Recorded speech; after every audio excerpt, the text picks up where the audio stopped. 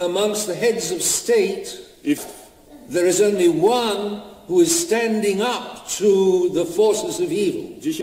Don't count on Boris Johnson in England. Don't count on Macron in France. Don't count on Draghi in Italy. It's Vladimir Putin, who may be no angel and no saint, but nevertheless he is a man of intelligence and great courage. And at Russia, he has the means of standing up to the one world government. A few days ago, I was very impressed. It was a group of Polish ladies, Catholics, who all understood that Vladimir Putin was right. I was very surprised, because I know between Poland and Russia there's often been war. Maybe it will come again. The question is not my country right or wrong. My country can be wrong.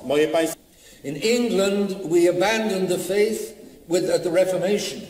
It was my country, but it was wrong. World politics must conform to the will of God. God does not want a godless one-world government. Love your country. Love this country of the faith. Poland always faithful. But do not love Poland going along with the rest of corrupt Europe.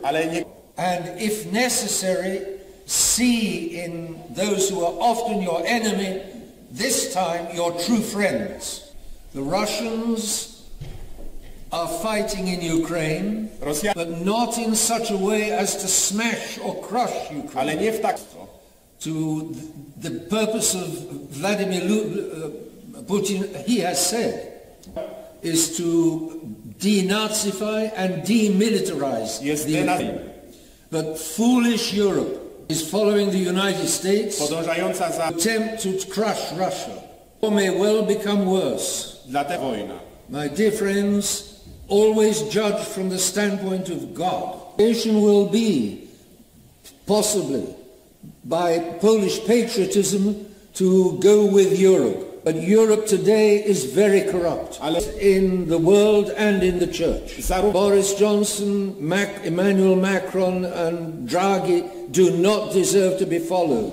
They are blind to the interest of God. They want a godless world.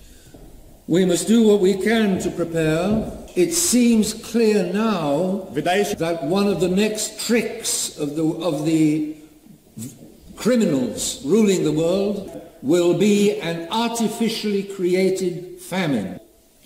Prepare at home by buying now, while it still can be bought, things like rice and flour. But be prepared for there not to be enough food. They played the trick of COVID. They played the trick of Ukraine provoking, since 2014, Russia. Russia has needed to defend itself.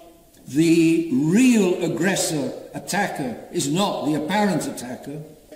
Russia was provoked for several years from the Ukraine by the agents of the United States.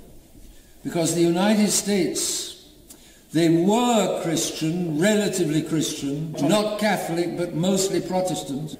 And the devil was able to deceive those Christians. And now the real religion of many Americans is not religion, but their politics. Many of them, out of patriotism, wish to destroy Russia, because Russia is the last obstacle to the one world order.